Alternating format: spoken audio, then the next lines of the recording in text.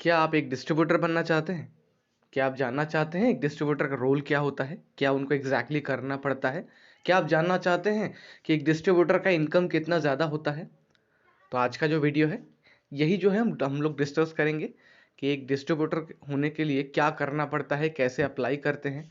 ठीक है, तो चलिए वीडियो को शुरू करते हैं। पर उससे पहले अगर आप इस चैनल पे नए हैं, टेक सपोर्ट इंडिया चैनल पे नए हैं, तो चैनल का जो सब्सक्राइब का जो बटन है उसे प्लीज़ दबा दीजिए, क्योंकि आपका ये सब्सक्राइब का बटन अगर आप दबाएंगे ना तो इससे बहुत कुछ हो सकता है। ठीक है, और इस तरह का आपको वीडियो मिलता रहेगा, आपको देखने को मिलेगा इस तरह का वीडियो। और इस तरह का वीडियो मैं लाता रहता हूँ, पे नियर बाय स्पाइस मनी, इस तरह का बहुत कुछ वीडियो जो है मैं लाता रहता हूँ। तो प्लीज़ आप सब्सक्राइब का बटन दबा दीजिए, नोटिफिकेशन बेल आइकन को ऑन कर दीजिए, ताकि आपको इस तरह का वीडियो मिलता रहे। और चलिए स्वागत करते हैं आपको टेक सपोर्ट इंडिया चैनल पे, जहां पे हम लोग आज डिस्कस करने वाले हैं डिस्ट्रीब्यूटर कैसे आप अप्लाई करेंगे और कितना इनकम होगा।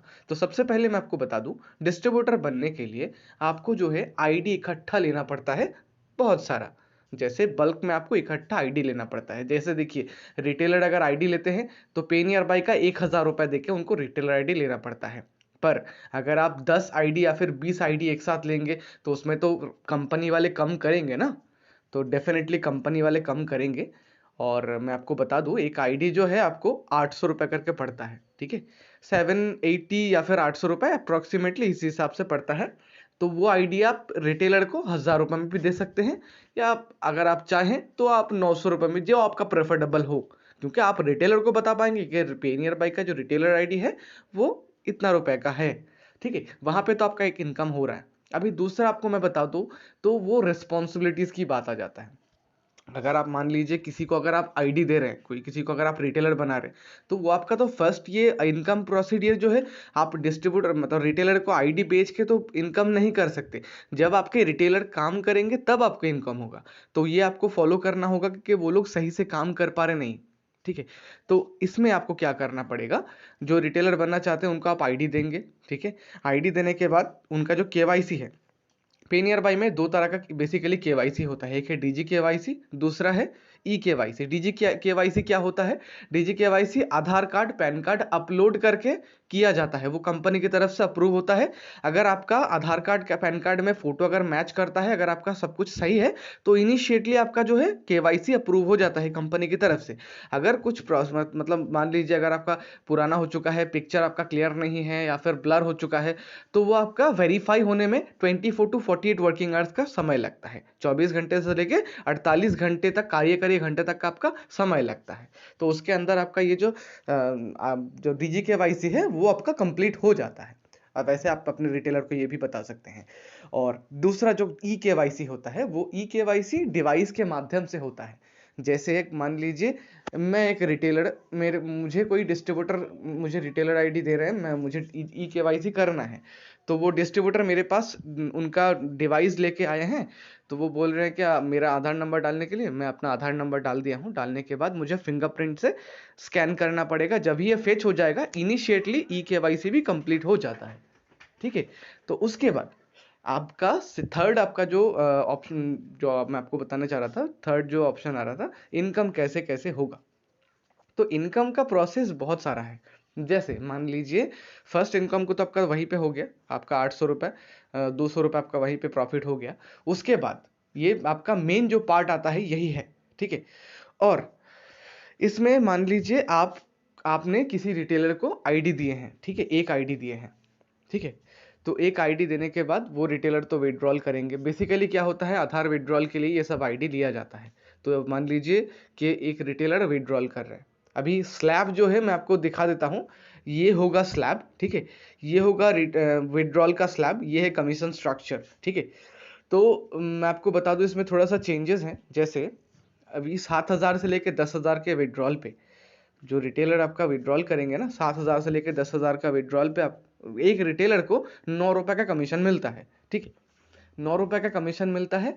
उसमें आपको कितना मिलेगा, आप डिस्ट्रीब्यूटर हैं तो आपको कितना मिलेगा, आपको मिलेगा 4 रुपए। जी हाँ, 4 रुपए आपको मिलेगा। तो मान लीजिए वही रिटेलर दिन में 7,000 से लेकर 10,000 का अमाउंट में कोई भी मतलब अमाउंट का विड्रॉल कर रहे हैं 10 बार, तो उनको तो 90 रुपए मिलेगा ही मिलेगा। ऊपर से आपको भी 40 रुपए का प्रॉफिट हो रहा है। और एक रिटेलर जब आईडी लेते हैं ना, तो वो एक बार विड्रॉल करने के लिए नहीं लेते हैं, वो तो बार बार काम करेंगे ना, तभी तो उसका इनकम होगा। तो वो जितना बार विड्रॉल करेंगे उतना बार आपको फायदा होगा, उतना ज्यादा आपको फायदा होगा। और इसी तरीके से अगर आप देखें तो एक का अगर एक एक रिटेलर से अगर आपका 40 रुपए इनकम आ रहा है, तो 10 रिटेलर से कितना आएगा? 400 रुपए। तो मतलब पर डे आपका 400 रुपए तो सिर्फ विड्रॉल पे निकल आ रहा है। अभी अगर आप बात करें तो मनी ट्रांसफर की, तो मनी ट्रांसफर पे आपको जो है कमीशन आपको भी मिलता है, और अच्छा मिलता है, तो बल्कि कम नहीं, क्योंकि मैं ये भी एक राज है, मैं आपको बताऊंगा जरूर।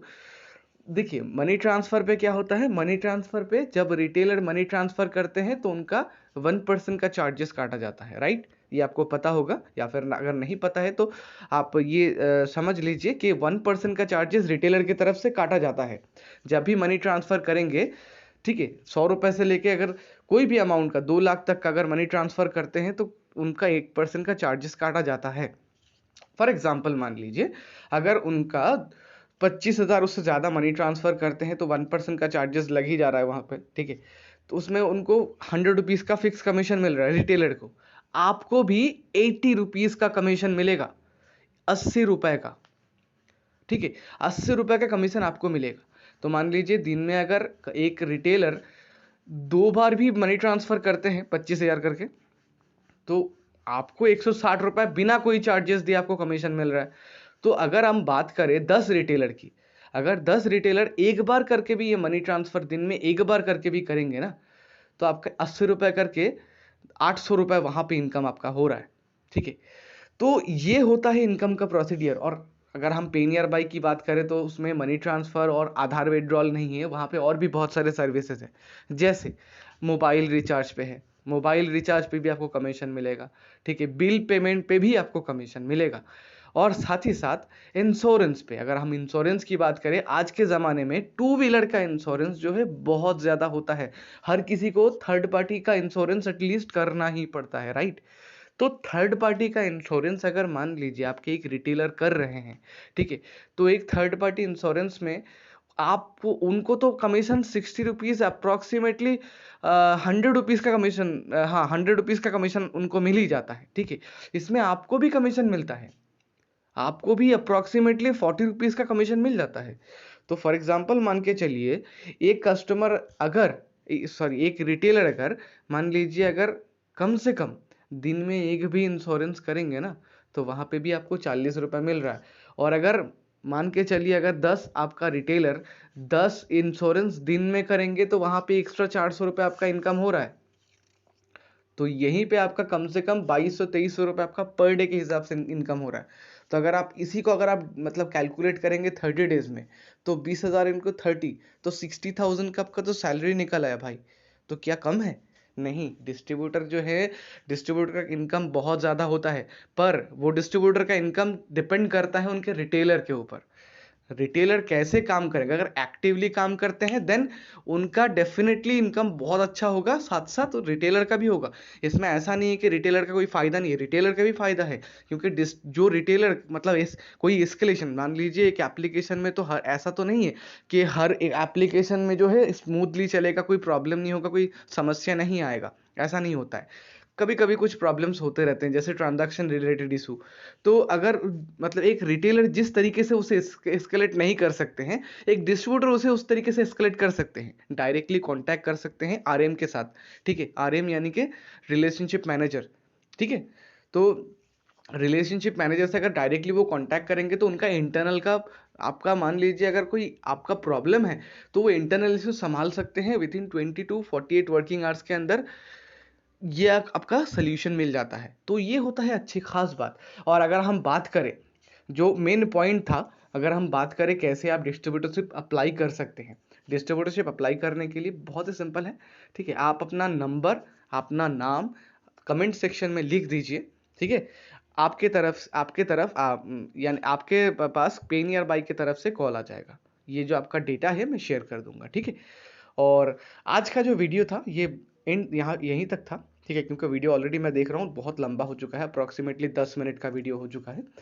तो इस तरह का वीडियो और भी मिलेगा। अगर आप चाहते हैं तो आप कमेंट सेक्शन में बता सकते हैं कि अगर आपको कुछ भी जानना है पे near by related, spice money related, कुछ भी जानना है मुझसे पूछ सकते हैं। Q&A वाला वीडियो भी मैं करूँगा। अगर आपको चाहते हैं कुछ आपको क्वेरीज या फिर कुछ सवाल वगैरह करना तो वो भी कर सकते हैं। मैं पूरा कोशिश करूँगा आपका पूरा सवाल का आंसर देने के लिए, ठीक है। और मैं भी चाहता हूँ कि हर एक सवाल का मैं आंसर दूँ। तो एक ही गुजारिश रहेगी कि अगर आपको ये वीडियो अच्छा लगा है तो लाइक ज़रूर कीजिए, अगर नहीं अच्छा लगा है तो डिसलाइक कीजिए, ठीक है। पर हाँ, चैनल को ज़रूर सब्सक्राइब कीजिएगा। आपका एक सब्सक्राइब जो है बहुत कुछ बदल सकता है, ठीक है। तो आशा करते हैं आपको ये वीडियो अच्छा लगा होगा। तो तब तक के लिए मिलते हैं अगले वीडियो में। तब तक के लिए गुड बाय, जय हिंद, जय भारत, नमस्कार।